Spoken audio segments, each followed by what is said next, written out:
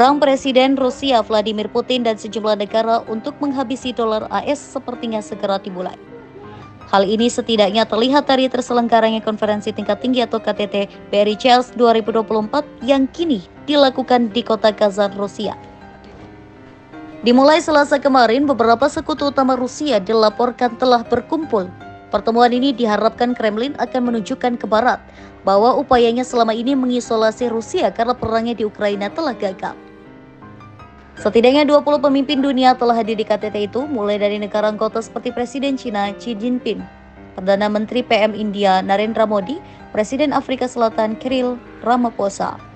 Ada pula Presiden Uni Emirat Arab atau UAE Muhammad bin Zayed Al Nahyan, Presiden Iran Masoud Pezeshkian, Presiden Mesir Abdel Fattah El-Sisi, dan PM Ethiopia Abiy Ahmed. Lalu negara pemerhati mulai dari dan Presiden Turki Recep Tayyip Erdogan dan PM Vietnam Pham Minh Chinh, serta pemimpin Lembaga Dunia PBB, Sekretaris Jenderal Antonio Guterres. Sejak Rusia melancarkan invasi besar-besaran ke Ukraina pada Februari 2022, negara itu dan pemimpinnya menjadi terisolasi. Sebulan setelah perang dimulai, berbondong-bondong negara seperti Kanada, Uni Eropa atau UI, Jepang, Selandia Baru, Taiwan, Inggris Raya, dan AS mengumumkan serangkaian sanksi terhadap Rusia. Sanksi menyasar bank-bank, kilang minyak, dan ekspor militer. Sanksi bahkan terus diberikan hingga kini. Surat perintah penangkapan ke Putin juga muncul dari Mahkamah Pidana Internasional atau ICC. Hal itu membuat Putin tidak dapat berpergian ke negara-negara yang menjadi penanda dengan Statuta Roma, perjanjian PBB yang membentuk pengadilan tersebut tanpa risiko penangkapan. Pada tahun 2023, ia melewatkan pertemuan puncak BRI CELS di Apsel yang merupakan pihak dalam perjanjian tersebut.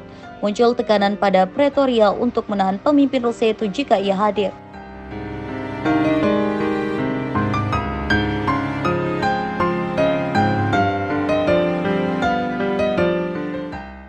Perlu diketahui, BRI CELS sendiri memiliki anggota tetap Brazil, Rusia, India, China, dan Afrika Selatan sejak 2009.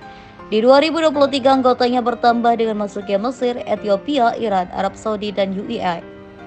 Kelompok BRI CELS yang diperluas sekarang mewakili sekitar 45% populasi dunia dan 25% produk domestik bruto atau PDB global. Dalam ramalan IMF, BRI CELS bisa mengalahkan G20, kurangi dolar, dan hempaskan SWIFT. Mengutip Al Jazeera, pertemuan yang akan dilakukan hingga Kamis itu intinya adalah merujuk pada kekecewaan sejumlah negara atas lembaga tata kelola global yang dipimpin Barat, terutama dalam hal ekonomi. Sanksi yang dijatuhkan ke Rusia setelah serangan ke Ukraina di 2022 telah membuat banyak negara di dunia selatan khawatir bahwa Amerika Serikat AS dan sekutu dapat mempersenjatai alat keuangan global untuk melawan mereka.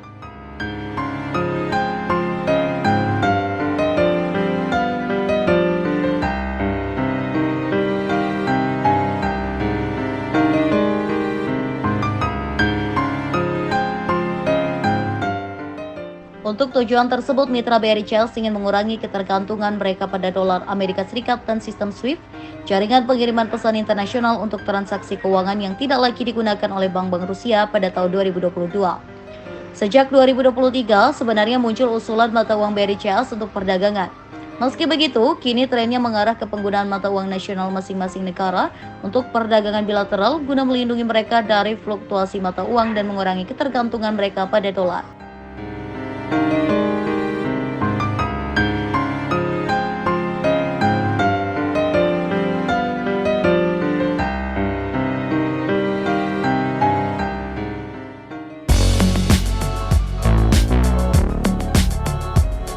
Konferensi tingkat tinggi BRICS 2024 semakin berambisi untuk meninggalkan dolar AS. Kehadiran Menteri Luar Negeri Indonesia Sugiono dalam KTT BRICS juga tampaknya menandakan Indonesia setuju dengan upaya tersebut. Padahal, ambisi menciptakan sistem pembayaran baru untuk menantang dominasi dolar AS telah dibahas sejak 15 tahun lalu oleh BRICS. Namun ternyata tidak mudah mencari penggantinya. Terbaru KTT BRICS yang diadakan di Kazan, Rusia, menyepakati deklarasi Kazan yang berisi 134 poin. Poin 65 disebutkan bahwa BRICS menugasi para Menteri Keuangan dan Gubernur Bank Sentral untuk terus mempertimbangkan penerbitan mata uang lokal dan perangkat pembayaran. Selain soal sistem pembayaran lintas negara, pertemuan tersebut juga membahas soal isu geopolitik.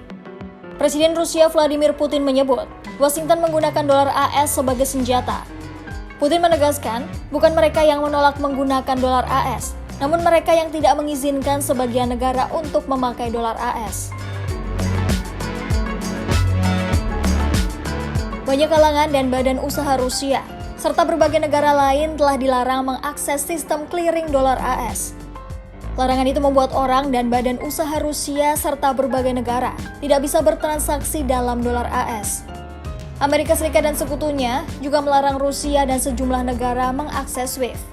Selain itu, AS dan sekutunya juga menyita berbagai rekening dan aset dalam dolar AS yang dimiliki orang dan badan usaha Rusia serta sejumlah negara lain. Larangan penggunaan dolar AS tersebut merupakan salah satu sanksi yang sering digunakan AS kepada negara lain. Oleh karena itu, banyak negara mendukung gagasan untuk meninggalkan dolar AS dan SWIFT dan beralih ke mata uang lainnya.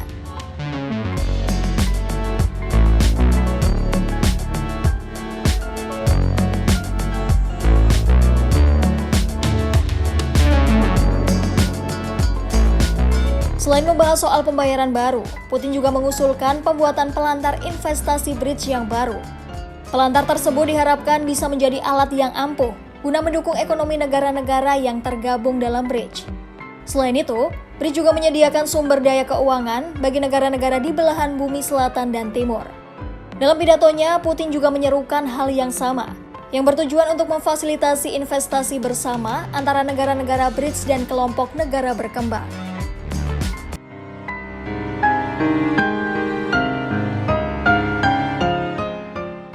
Sistem pembayaran baru sampai politik gandum.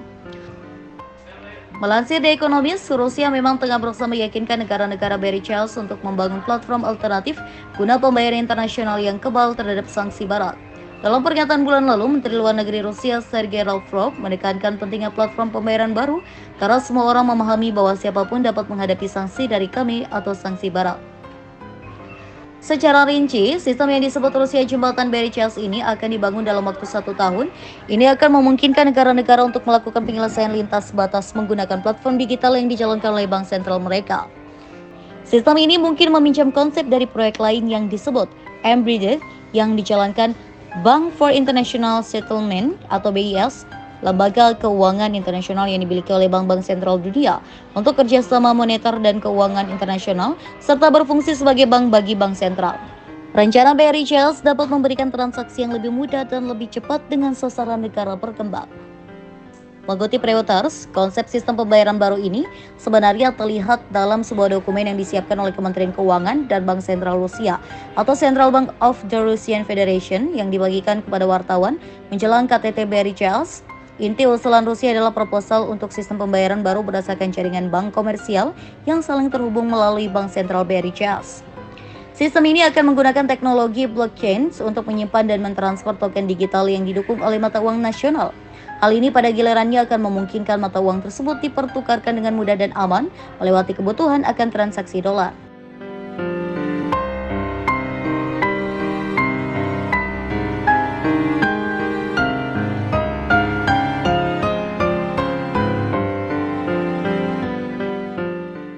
Sebenarnya selain inisiatif baru untuk memfasilitasi perdagangan dan investasi, Rusia juga mengusulkan untuk menciptakan platform Barichels Clear untuk menyelesaikan perdagangan sekuritas. Dokumen yang dilihat Reuters menyerukan komunikasi yang lebih baik antara lembaga pemeringkat kredit di negara-negara anggota dan metodologi pemeringkatan bersama, meski tidak mengusulkan lembaga pemeringkat Barichels bersama.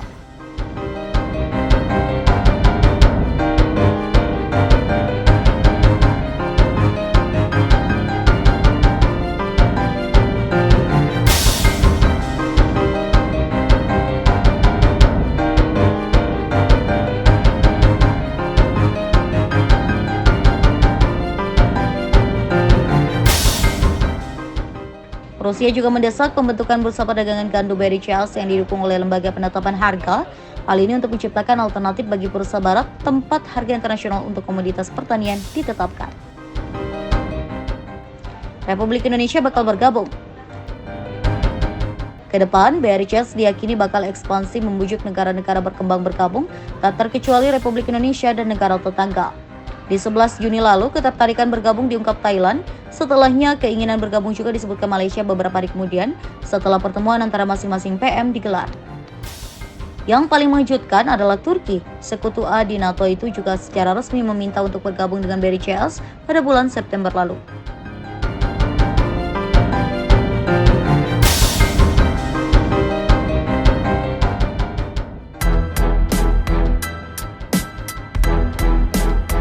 Inilah momen Menteri Luar Negeri Sugiono saat tiba di Bandara Kota Kazan, Rusia pada Selasa 22 Oktober 2024. Ia disambut dengan sejumlah tokoh dan jajaran militer Rusia.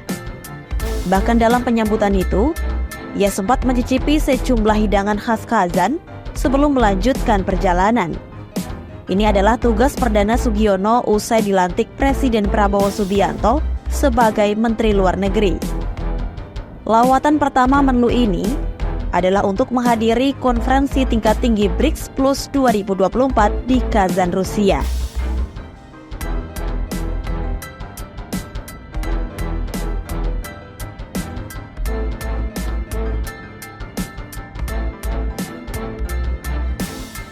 Kehadiran Sugiono ini bertujuan untuk memperlihatkan komitmen Indonesia untuk terus berperan aktif dalam forum-forum internasional.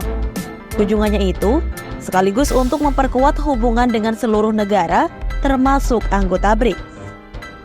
Kemenlu menyebut dalam forum itu Indonesia akan menyuarakan pesan perdamaian dan menyerukan pentingnya persatuan negara-negara berkembang.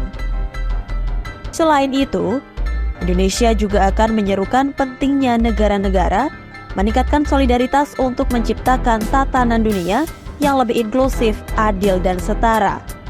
KTT BRICS merupakan forum kerjasama yang dibentuk Brazil, Rusia, India, RRT, dan Afrika Selatan untuk membahas isu global. Kini, anggota forum tersebut ada 9 negara, dengan tambahan Uni Emirat Arab, Iran, Mesir, dan Ethiopia. Dalam KTT kali ini, Presiden Rusia Vladimir Putin turut mengundang negara non-anggota BRICS, salah satunya Indonesia. Khusus Indonesia sendiri, rumor akan bergabung dengan BRICS sempat beredar kencang di masa pemerintahan Presiden Joko Widodo atau Jokowi. Keputusan bergabung atau tidak kini berada di pemerintahan Presiden Prabowo Subianto. Mengutip Wakil Menlu Republik Indonesia Arif Hafaz Ekroseno, Menteri Luar Negeri Sugiono akan menghadiri konferensi BRICS yang kini digelar. Prabowo seyogianya diundang namun berhalangan karena transisi pemerintahan baru.